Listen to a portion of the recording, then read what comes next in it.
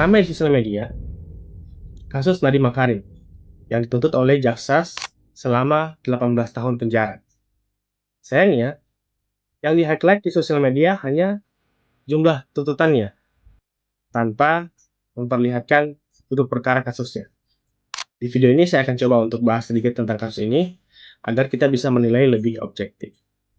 Kasus ini dimulai dari proyek pengadaan Chromebook senilai 9,3 triliun pada masa jabatan Nadiem Makarim sebagai Menteri Pendidikan periode 2019 sampai dengan 2024 untuk keperluan digitalisasi pendidikan.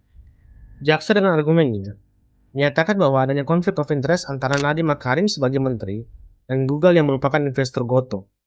Simpelnya, yang menjadi landasan jaksa bahwa ada konflik of interest adalah pengadaan Chromebook tidak cocok untuk daerah 3T, bahkan sudah diuji coba di tahun 2019.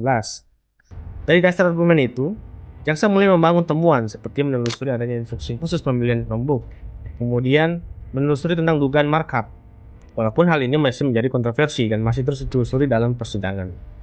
Menurut keyakinan saya melihat jaksa memulai perkara ini dengan fondasi asumsi konflik of interest, baru kemudian mencari bukti-bukti pendukung atas asumsi itu. Contoh, jaksa mulai mencoba mencari instruksi khusus menteri, kemudian mencoba mencari markup harga, yang tentu saja sampai saat ini di fakta persidangan, dua tuntutan itu masih kontroversi. Saya khawatir jika cara ini terus digunakan, maka pemeriksaan tidak akan objektif. Jaksa hanya akan mencari bukti-bukti yang sesuai dengan asumsi awalnya saja, dan mengabaikan bukti-bukti yang tidak mendukungnya. Untuk pihak Nadiem Makarim, menurut keyakinan saya, seharusnya saat menentukan jenis laptop yang akan digunakan, Chromebook di take out dari list, atau Nadiem Makarim yang mengundurkan diri dari proyek ini. Kenapa? Karena ini tidak bisa dipungkiri. Balas budi itu adalah nilai luhur bangsa ini.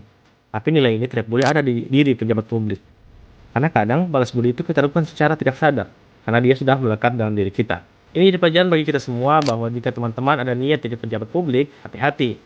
Karena semua orang pernah buat salah, tapi kita tidak tahu salah yang mana yang akan digunakan lawan untuk menjatuhkan kita. Menurut kalian, apakah Bapak Nadiem bersalah atau tidak atas kasus ini?